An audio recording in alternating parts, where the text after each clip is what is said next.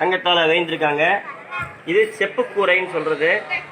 நாம் நித்தபடியும் வாயில நம்ம மனசை உள்ளுக்குள்ள மூச்சுல சுவாசிக்கிறோம் இல்லையா, அந்த சுவாசம் ஒரு நாளைக்கு 21,600 முறை இருக்கணும்.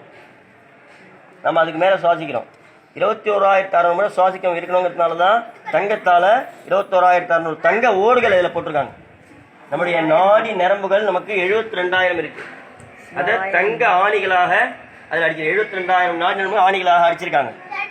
நமக்கு உள்ள 9 வாசல் இருக்கே, அது 9 வாசல் தான் 9 சக்திகள், 9 கலசங்கள். நம்மளுடைய உடம்பு எப்படி அமைஞ்சிருக்கோ அது மாதிரிதான் சிதம்பர கோயில் அமைஞ்சிருக்கு.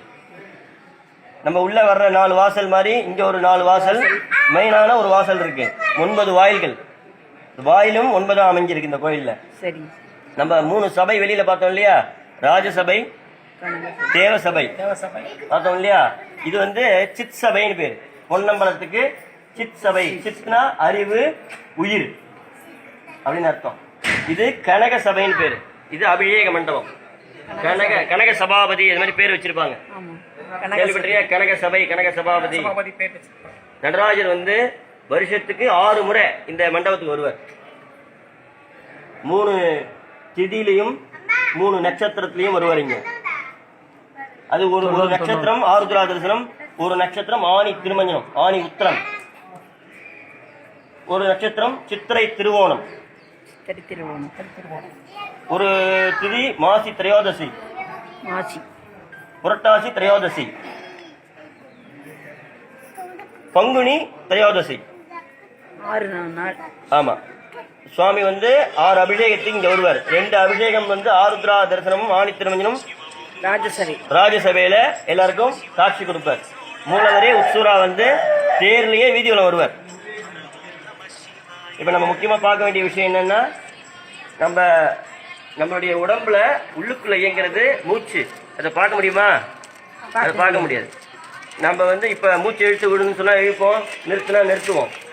நமக்கு டேலண்ட் இருக்கு.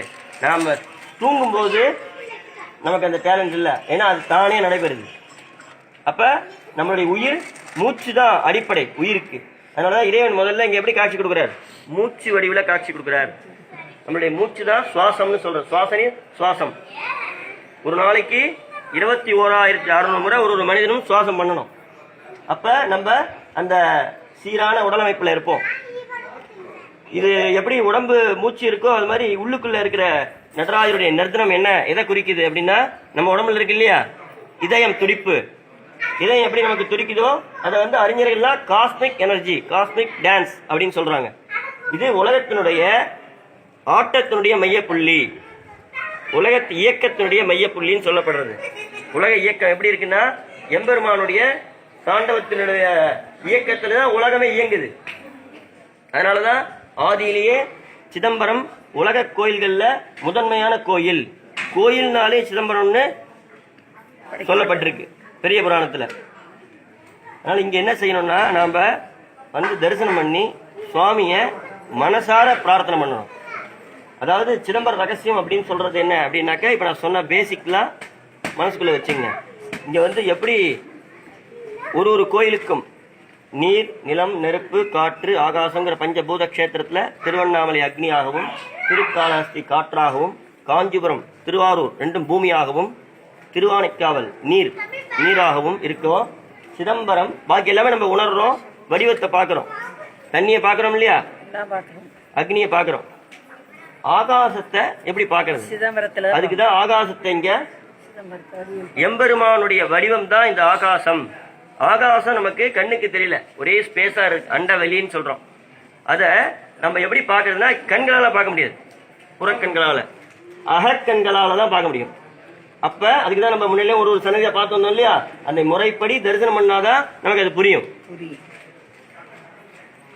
இந்த அகக்கண்ண